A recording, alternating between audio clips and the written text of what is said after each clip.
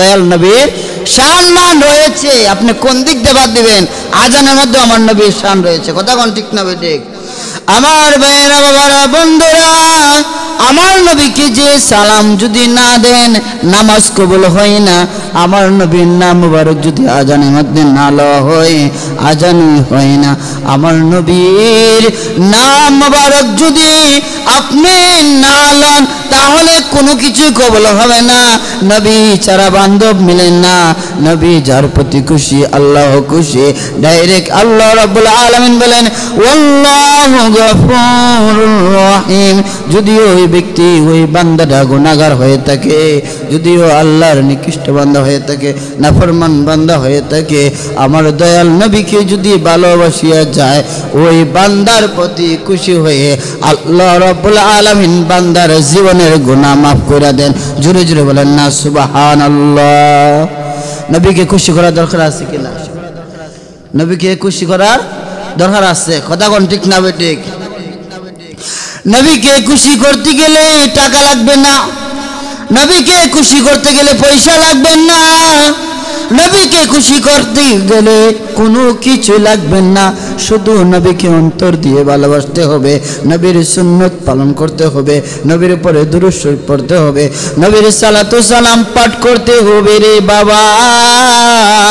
যে ব্যক্তি নবীর সম্মান গায় ওই ব্যক্তি আল্লাহর বন্ধু হয়।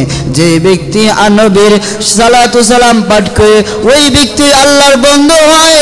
কারণ কি জানেননি? একটাই উদ্দেশ্য, আল্লাহ রাব্বুল আলামিন বলেন সারাটা পৃথিবী যতটুক বর্ডার রয়েছে এই বর্ডারের মালিক হলাম আমি আল্লাহ, আর আমার বন্ধুকে আমি রহমত শরীফ হিসাবে বানাইছি। জোরে জোরে বলেন না সুবহানাল্লাহ। আল্লাহ রাব্বুল আলামিন আল্লাহর হাবিবকে রহমাতুল লিল আলামিন বানাইছেন, সারা জাহানের সারা সৃষ্টিগুলোর শ্রেষ্ঠ নবী হিসাবে ঘোষণা করেছেন, কথা কোন ঠিক না ঠিক? আজকে দেখা যায় আমরা নবীর সম্মান যদি গাই তাহলে দেখা যায় অনেকে বলে বেদাত, কথা কোন ঠিক না ঠিক? কি বলে? বেদাত।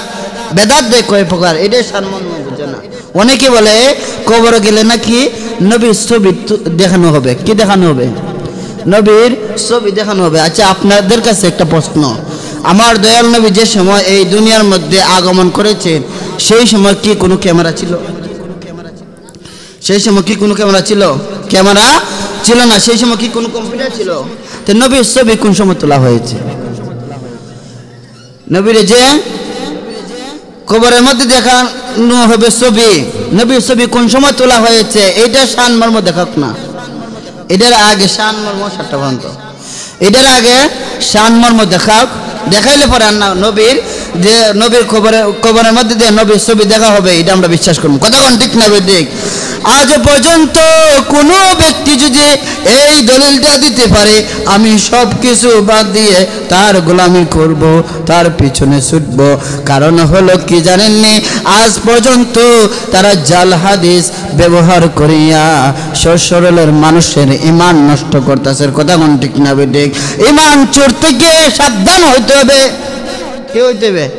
ঈমান চোর থেকে সাবধান হইতে হবে। আপনার ঈমান যদি ঠিক রাখতে চান তাহলে আমার নবীর সম্মান গাইতে হবে, কথা কোন ঠিক না ঠিক?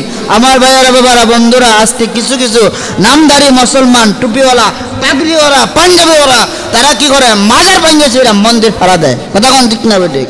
কি করে? মাজার ভাঙিয়া মন্দির ফাড়া দেয় এবং বলে মাজারও সিন্নি নেওয়া বেদাত। মাজারও সিন্নি নিলে বলে শিরক হয়, তাহলে মন্দিরে প্রসাদ খাওয়া কি সুন্নত? সুন্নত নাকি? মন্দিরের প্রসাদ খাওয়া কি সুন্নত? হ্যাঁ, এটা তো আরো বেশি গুনাহ। যেটা মানুষই তৈরি করে ওই মানুষের পূজা করে তাদের সাথে গিয়ে আপনি সংযোগ করেন, তাদের সাথে গিয়ে আপনি কি হন? তাদের সাথে গিয়ে আপনি মিলেমিশে একসাথে মন্দির পাড়া দেন, তা তো আপনি আর মুসলমান রইলেন না। কথা কোন ঠিক না বেঠিক? যেই জায়গার মধ্যে ইহুদি থাকে সেই জায়গার মধ্যে কোনো মুসলমান থাকতে পারে না। যেই জায়গার মধ্যে বেদিন থাকে, যে আল্লাহ বিশ্বাসী না, রসুল বিশ্বাসী না, ইসলাম বিশ্বাসী না, সে আবার কিসের মুসলমান দাবি করে? আমি মনে করি তারা হাইব্রিড মুসলমান। যেরকম হাইব্রিড দানও বাড়ে গেছে গিয়া, হাইব্রিড সব কিছু বাড়ে গেছে গিয়া, অনেকে অনেক জিনিস থেকে রূপান্তরিত করে, অনেক বীজ থেকে হাইব্রিড বীজ বার করে। কথা কোন ঠিক না বেঠিক? এই মাধবপুরের ভিতরে কৃষি চলে বেশি, কৃষি চলে বেশি। আমি কিন্তু মাধবপুর আগেও ছিলাম, এই যে মনতলা চমনি ছিলাম। এই জায়গার মধ্যে প্রায় 6-7 মাস, 6-7 বছর পর্যন্ত থাকিয়ে গেছি। এই জায়গার মধ্যে এই অঞ্চলে বেশিরভাগ কৃষি চলে। আপনারা যে কৃষি করেন, কৃষির মধ্যে কি হাইব্রিড বীজ আছে না? হাইব্রিড বীজ আসেনি, এইটা রূপান্তরিত করেন। অনেকে দেখা যায় হাইব্রিড শসা লাগায়, কি লাগায়? শসা লাগায়, এটা 28 দিনে না কত দিনে জানি ফলনই হয়। এটা কি হাইব্রিড? এটা আর অরিজিনালটা কি একরকম নেই? এটা আর এটা একরকম না, কারণ হাইব্রিড হই আর অরিজিনালটা কিন্তু অরিজিনালটা হই। কথা কোন ঠিক না বেঠিক? আমরা কি হাইব্রিড মুসলমান হইতে চাই না অরিজিনাল হইতে চাই? আমরা অরিজিনাল মুসলমান হইতে চাই। আমরা সুন্নি দাবি করি। আমাদেরকে জিলাপি কুর কইলেও আমরা স্মৃতি না, আমাদেরকে মাজার পূজারি কইলেও স্মৃতি না, আমাদেরকে সুন্নি কুর কইলেও স্মৃতি না।